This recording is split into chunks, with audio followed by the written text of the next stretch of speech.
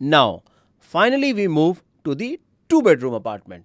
And this is a completely different conversation. We are not just talking about units anymore. We are talking about homes.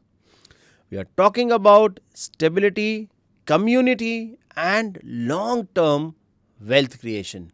Just understand your tenant here in this two bedroom is a family. Their decision is not based on the trendiest new restaurant nearby. It is based on the quality of the local school and the size of the community park. Now let's meet our third profile, the Kapoors.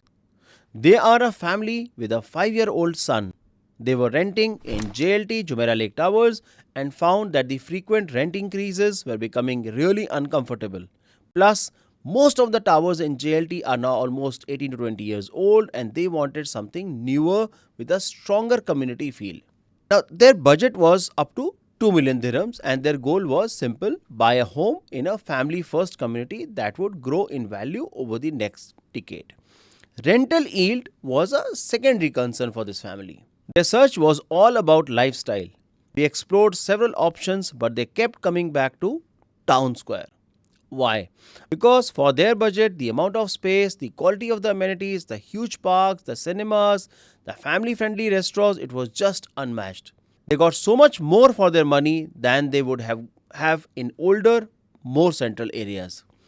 They bought a beautiful two-bedroom apartment overlooking the main park. Let's put their investment under the microscope one last time. The purchase price was 1.8 million dirhams. Their total cost with fees came to about 1.92 million. The market rent is 120,000 dirhams per year.